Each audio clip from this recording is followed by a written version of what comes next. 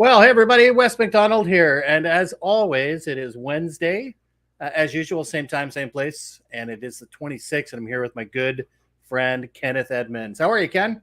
I am fine. How are things with you? Oh, no complaints whatsoever. As I was saying, before we actually came live, I'm working on a top secret list, and that's been consuming me, but I'm really making progress, so quite happy about that. On another note, it's spring here, so the fishing season has started. I've been out fishing for whatever I can catch off the shore. It's too cold to take the kayak out yet. And Ken, the other day, I caught a 46-pound carp. It's the biggest goldfish you would ever see in your life. Wow. So not too bad at all. No, anytime you get a fish that big is pretty amazing. We have been out a couple of times, not caught anything super fantastic, but we will be out again. I've been kind of there's my light. Been kind of swamped. We just got back. I'm back in my home office, but last week we were at the CLIA conference, which is a big cruise industry trade show. Oh, fun. And so we were running around learning stuff all of last week. And I just found out that in 2 weeks, looks like I'm probably headed for Oregon. Oh, that's beautiful. So, and hey, listen, today's show actually is kind of related to fishing. At least I think so. And when you think of fishing, right, a lot of people just think you throw your line in and hope for the best. And unfortunately, that's not how it works. That's how I work. Yeah. When you're fishing for bass, for example, it depends on the day, different colors, different things work with them, right? When you're fishing with carp, you have a very specific rig that goes on the bottom, which is baited in a very specific way. So you're not attracting, other fish. So when you think of customer personas and sales tactics and other things, but fortunately, I'm not as expert on the sales side as I am on fishing, but we've got a great guest today who is. And before we go there, though, your favorite question, if you are out there watching, please let us do what, Ken? Yes, tell us where you're watching from. I know we have one person that's already there. So, Greg, you can tell us where you are. Have you gone back north? Or are you still enjoying Florida weather? And we'll ask Melissa the same question. Where are you joining us from today? Hey, Melissa, welcome to the show. How are you guys? How are you? Oh, super stoked and happy that you joined us. Wisconsin today. All right, Wisconsin. That now, correct me if I'm wrong, but that is where the great fishing in Wisconsin too, by the way. But is Wisconsin famous for cheese? There is great fishing. Yeah, is Wisconsin famous for famous cheese? For cheese. Famous for cheese, but well known for fishing. Well known for fishing. Yeah. Yeah. Well, I'm gonna have to make sure it gets on my bucket list. And Greg Walters says, love Scone. I'm not sure what Scone is, but is that a place? Is Love Scone a location? Is he loving Scone? I don't know. Sounds kind of like scones. Hey, and the other thing is for everyone that is watching today, please make sure you leave your comments and questions. So if you do have anything, we have a sales aficionado on the line today, someone I've known for many years, very respected in the office equipment and technology services channels. And we're super thrilled to have you here today. So for those that maybe don't know you, Melissa, maybe you could start with just a brief introduction.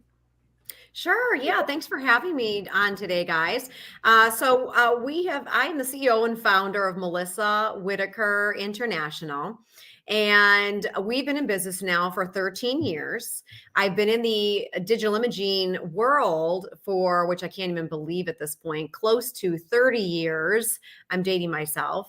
But when we started MWI, back 13 years ago, we really saw a need just to help all of the digital imaging providers really enhance their team's sales and sales leadership, training, coaching, and consulting. So that's what we've been doing for the last 13 years. Last year, we did add on health and wellness as well. Many people do know, mainly because some of our clients in our industry and even outside of our industry came to us and said, hey, we know you do business transformation, but we noticed that, some people noticed that I personally went through my own health transformation about a year and a half ago.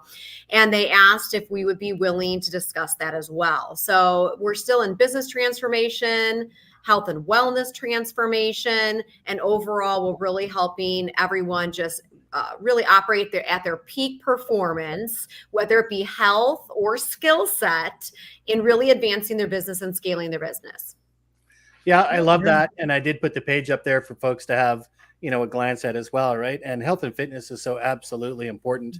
And I know, personally for myself, that the more I take care of that, the more productive I am.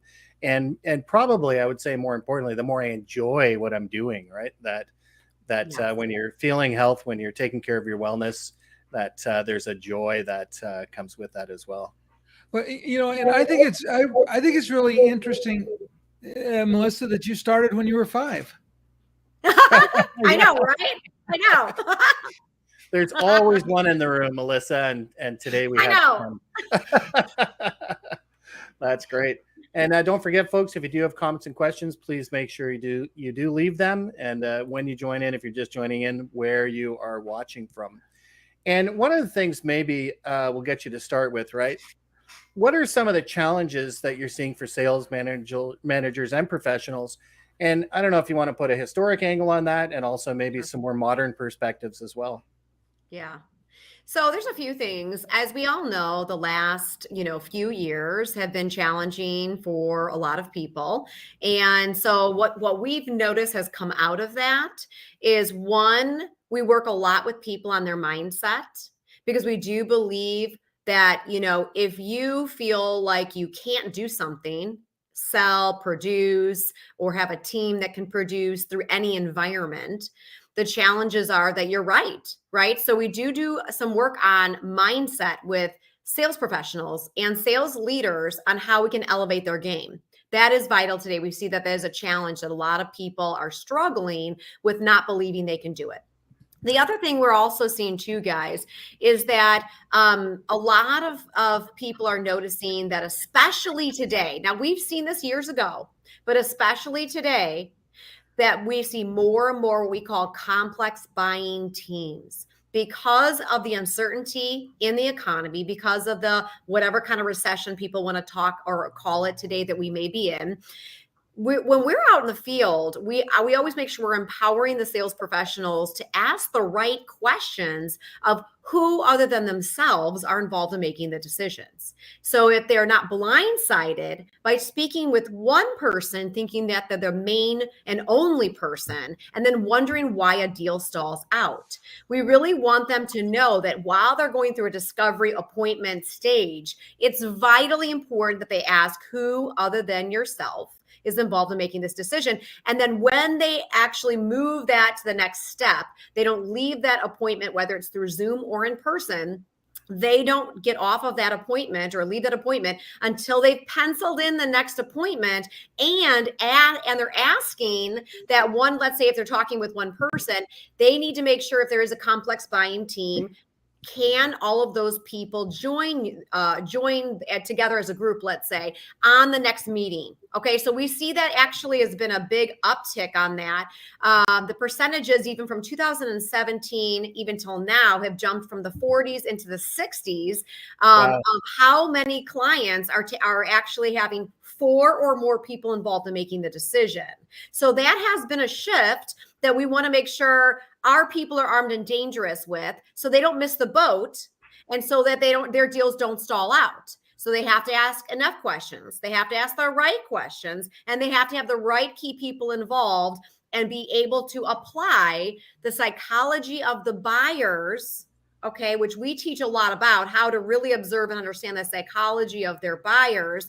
They need to look at that for every person that's involved in a complex buying team. So that is one of the biggest challenges we're seeing today, is either people are missing that concept or they're trying to navigate the psychology of multiple people. Well, that's great. And I agree with that. When I was doing MPS assessments for many, many years, that's one of the things that I always had to try and get across to some of the national accounts reps that I was working with, because they thought, no, you're going to be lengthening the sales cycle. You're involving these people. And I'm saying, no, what I'm going to do is take your win ratio of 35% and bring it to 70%. Right? That's right. So, it's like when we went to the moon, right? I do love the quote, the original from JFK, when he said, we do not go to the moon because it's easy. We do it because it's hard. And I think that sales is a profession, right? I mean, that's the one thing I love about what you do when you're training, is this idea that it is a profession. And hey, I was having a little fun here because Greg Walters asked a question, which I'm going to put up in a second, or maybe I'm not. No, wrong window. Let me see if I can do that again. Greg Walters asked a question, and you can say yes or no because this is so brand new right now. Sure. But what's he asking? He says, and as you know, Greg is diehard on AI, right? So have you applied any AI to your business yet? And how do you see AI impacting the professional salesperson? Do you see work from anywhere? Oh, he's asking 2 questions. So maybe that first one there. Sure. Well, even with AI, yeah, I mean, we definitely, it's just a conversation piece, I feel. I think we're really just starting to tip our, kind of dip our toes, so to say, in the water.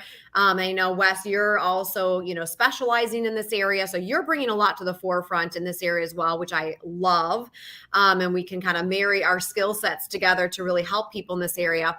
But I think that number one, I really encourage people to constantly keep their pulse on the marketplace for anything new and anything that's going on today, and how they can bring in new concepts. Be innovative and be on the forefront of what is coming down the channel. I think we've all seen there's people with blinders on, and there's people who really take in new ideas, new innovation. What is the pulse on the marketplace? And so do we have conversations around it? Yes. Do we talk about advantages of really understanding, whether it be ChatGPT or just different forms of AI? What does that really mean in the big scope of things? And also, how can we take advantage of using the whole concept as a personal assistant, of how to make sure we're maximizing our minutes, which is one of the things that we talk about. How can they reduce some of their to-do items by incorporating some of that new opportunity? I love it. And I had a little fun here. I took your statement, complex buying team, and I put it into the Bing image creator. Complex buying team in an office in the jungle. So there you go. If you ever have to sell the complex buying team in the jungle, that's what it's going to look like. So thanks for that one, Greg. And his second question was, do you see work from anywhere exposing the redundancy in sales management? And that's been a tricky one. I know that a lot of folks are, looking at sort of the layers of how we pursue sales. So how do you think WFA in general is going to affect, sales? Well, and I think too, again, great question on that too, is it does come in multi-layered, right? That's what we're talking about. And what I mean by that is some people in our industry are working from home, but as we all know, many of them are back in the office. Yep. And so I think we have this definite still hybrid model where we have to actually navigate where there are redundancies. And I say that because the hybrid can even create actually too many, more than what we had, I think, when it was one or the other. I think that sometimes when it's a hybrid, then I think we, may have to put too many more layers in there. And so I always encourage people, make sure you're clear on proper expectations from your sales professionals, number one. Because a lot of people are not clear on that, gang. I don't know if you've heard that, but when I work with sales teams across the nation, I'm actually shocked how many people say, we don't have expectations in writing. I'm like, wait, what? There's still some people out there who are newer, let's say newer, who will say, I am not completely clear on what my activity targets are supposed to be. What are best practices in the industry? And also there's many, by the way, who say, I don't know how I get paid. Yeah. It's like, wait, what? Like, that's what you're here for, right? So, I mean, you're here to create solutions, of course, but the ultimate outcome of that is that you can create a lifestyle that you would like to have based on something that you're passionate about, which we call purpose, passion, profit, and impact. Okay, so I think that when we look at that of this hybrid model, I think that number one, that stays consistent. The consistency is management has to set clear expectations, have it in writing so that their sales professionals are very clear in what they are to attain and what they are supposed to work towards in general. And we like to call something a combination approach, right? So we really teach a lot about how in today's environment, you can't just make phone calls, you can't just do emails, you can't just do LinkedIn or social media. You actually have to do a combination every time you reach out and touch someone. Not just like I'm going to do phone calls right now and then tomorrow I'm going to do emails. No. We actually see the results go from an 8% connection rate, guys, up to Wow. a 40% connection rate just by incorporating complex buying teams. Isn't that I'm not the complex buying teams. I like it, but the combination approach. Sorry, but by actually applying the combination approach to their sales in process, let's say, they actually have this huge jump up in connection rate. And so we always let people know they have to be, whether they're giving a phone call, then they follow up with an email, then they follow up with a LinkedIn message. And so that comes into play, and that does play into setting proper expectations from management. And we want to make sure that sales professionals also know who they are actually reporting to on your everyday basis, whether they're hybrid. So in a hybrid environment, right? Whether they're at home or whether they're in an office, because sometimes we do have many layers on the sales leadership side, and they just need to know proper, let's say proper etiquette, or like who to contact to be efficient, effective, and frankly, fast with results. Yeah, I love that. And I want to go back for a second to what you were talking about for, people not knowing how they're getting paid, right? And sometimes that's because they don't write it down at all. And sometimes it's because they put together such convoluted and complex compensation plans that you never know, right? It's like your check shows up and it's different from the last one, but how on earth it got there, it's a mystery, right? And I know that some organizations, and I think I found that particularly working for larger organizations, that was true. And typically working for smaller organizations, that I got to say, for my own selling style, when I was involved in direct sales, I love simplicity, right? So that understanding, because when you know how you get paid, it's very easy to get out there, and do it, right? And I would say in our channel, and you work with a lot of off equipment dealers, right? That sometimes, compensation does drive behavior, right? And that as we're moving into this new world of more technology sales and managed IT and cybersecurity and everything else, that if we're simply paying, reps on, gross margin on a copier, that, it's going to be difficult, to get those results, right? So you're right. Maybe it's a nice segue. Maybe you can tell us a little bit about the 11 core competencies, because I think that as long as those are in place, that it will really help people to make sure that they're navigating and shifting, effectively as they're looking at changing how people sell and how they get paid, right? Yes, and that's a great thing to kind of bring up at this time. Is one of the things that I just spoke about at the BTA event in Orlando is, again, as MWI, we do keep our pulse on the market. And so what that means is that we're always looking from year to year and even throughout the year, what is working and what's not working, and what do we bring and how do we bring things to the marketplace for our clients to make sure they're super clear on how they can actually dominate their marketplace. And so one of the things that I spoke about recently in Orlando was what we call the 11 core competencies to literally dominate your marketplace this year in a great way. And what that consists of is, the first one, as I mentioned a little bit ago, was it starts with mastering your mindset. Again, I know this is not something that we talk tons about in our industry, at least for the last 30 years that I've been part of it. But I will tell you that is starting to increase its awareness, especially coming out of COVID, right? Because a lot of times we have these blocks where we want to excel, we want to do great, we want to have great results, but we have all that negative chatter there. Like, can we do it? Can we not do it?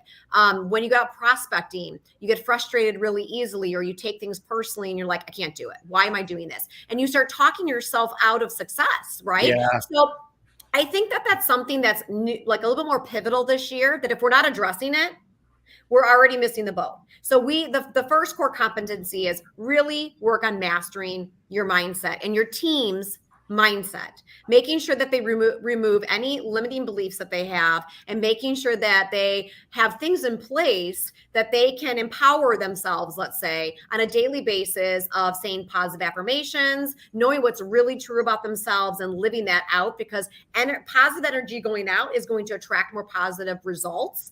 And so I can't stress that enough, that if you start your day pissed off at the world, aggravated, questioning yourself, you're not going to get results. It's as simple as that, right? So that is the first. Oh, looks like Elite Sales Academy or our 12-month sales transformation programs, we actually address that first and foremost. The second thing we actually go over is just maximizing your minutes. What we were just talking about with artificial intelligence, AI, is how do we start to make sure that we are what we call maximizing your minutes, or we can say leverage every minute of your day to get the best result. And so we will go over with teams and individuals, what does that look like? How do we actually remove time wasters throughout your day and get really focused on how to create the best results and have the clearest goals that they've set, so they know where they're going.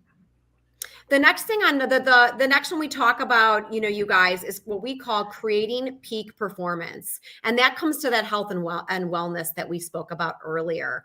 We, again, we're a big believer that if you are, like you guys were even saying earlier too, when you feel better and you feel like you have energy and you're rested and you feel healthier, you show up every day ready to be more productive.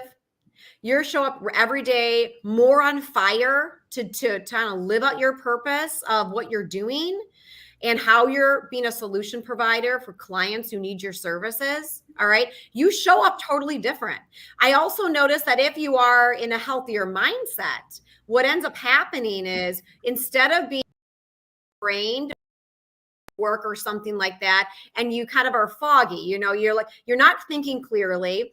It takes a little longer to process information, things like that. And so we just tell people hey, we can help you around nutrition. We can help you around healthy movement. We can help you with, if you go down to the health and wellness there, if you click on that, go ahead and scroll down a little bit here, Wes, if you can. And under the corporate health and wellness, stop right there. There's a little button that says learn more. If you click on that, that takes you to our page where we actually really break down our corporate health and wellness plans. And really, we talk about nutrition, healthy movement, and mindfulness. And we actually launch just this year a way to help people do health challenges. And it's all based on an app. So it's all technology based, which is right along our industry's forte.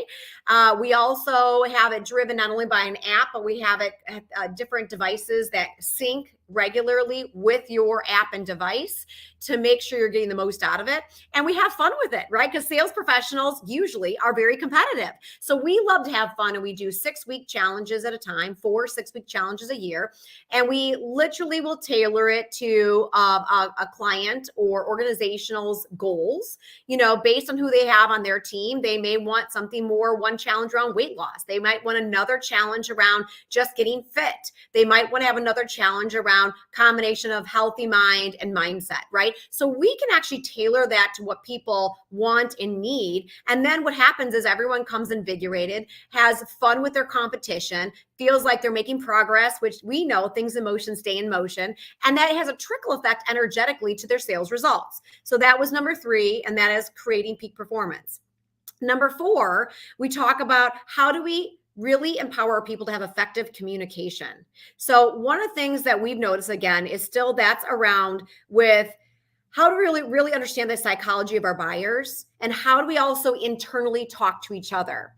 We just finished a class, believe it or not, that incorporated customer service, which is part of our challenge and also opportunity as an organization. How do we start with great customer service and sales together, working together to really create raving fans? And one thing we find is that communication breaks down internally, but it also then trickles on and breaks down externally to our clients. So we do an entire series around having people take personalized assessments, understanding how they're wired, and then making sure they understand the psychology of the buyers or clients, and then how do they marry the two, right? How do they modify their approach? And that's critical. Number 5 is finding ideal clients. So Wes, you had mentioned earlier, gone are the days where we were taught years ago. Let's start with that. We were taught years ago that you're supposed to just go out and talk to everyone aimlessly, right? And what a big waste of time. What a huge waste of time, right? So we really help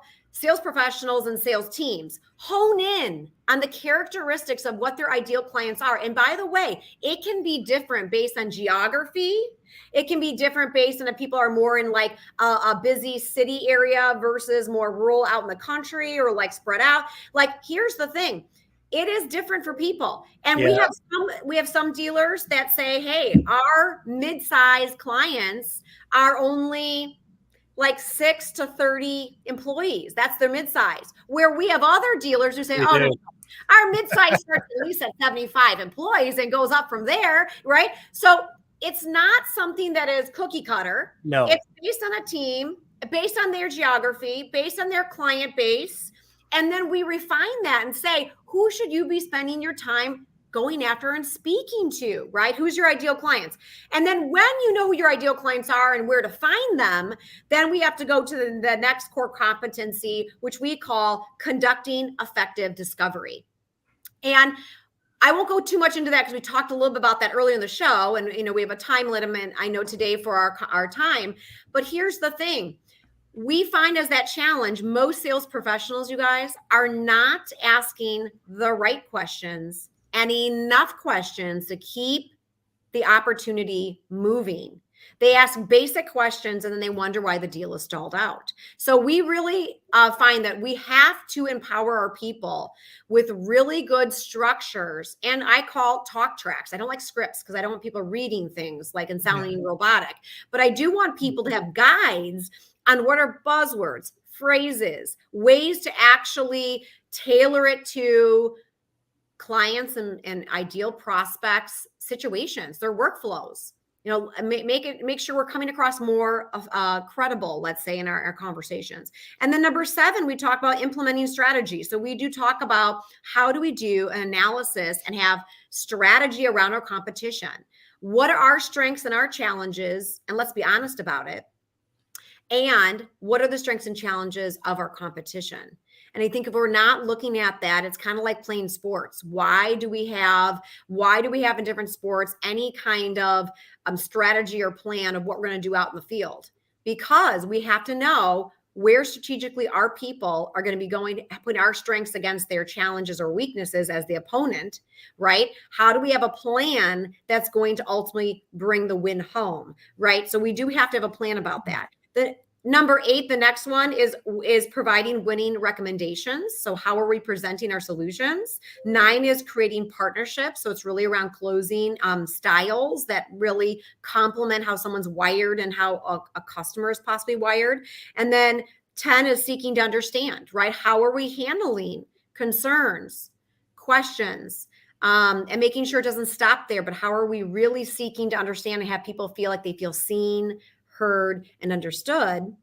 And also the last one is cultivating raving fans. So I know we kind of went through that quickly because there were so many points, but the reality is that if our teams and us as sales professional individuals do not take time to master our skills, you guys, in every single one of these stages, then we shouldn't be surprised when our sales process breaks down.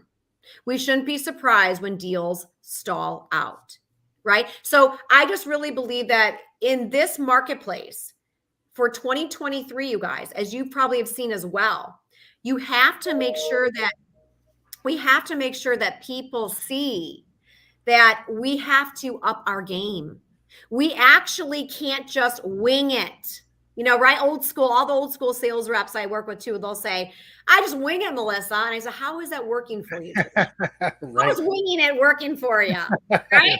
We can laugh about that. We've all heard that. Yep. So I guess that's my biggest point today that I want to share with all your everyone who's watching, your listeners, is we need to really stop trying to have that concept or mindset of winging it. We need to have a proven system, a proven plan for success when it comes to sales and scaling our businesses and frankly being more profitable. We have to have a proven system and plan.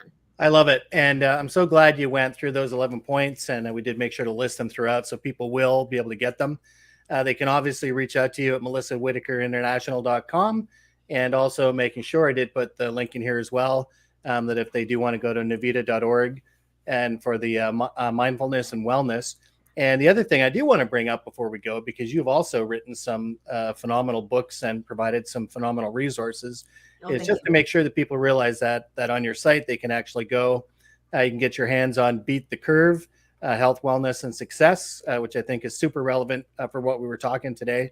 Mm-hmm. And I love this Pushing to the Front as well, a book that you co-authored. So I cannot thank you enough for joining us today. I think that one of the things that we always have to do is make sure that we continue to sharpen the saw as sales professionals. And I emphasize that word professionals, right? Because that's really what you bring to the marketplace, is making sure that that's how people are approaching. And if you do that, you'll have better close rates, you'll have better influence, and you'll be much happier in the life you choose in sales. So Melissa, thank you so much for joining us today. Thank you guys. Thanks for having me on. We really appreciate it. Great to see you. And we got to tell the audience, don't forget, we'll be right back to you, Melissa.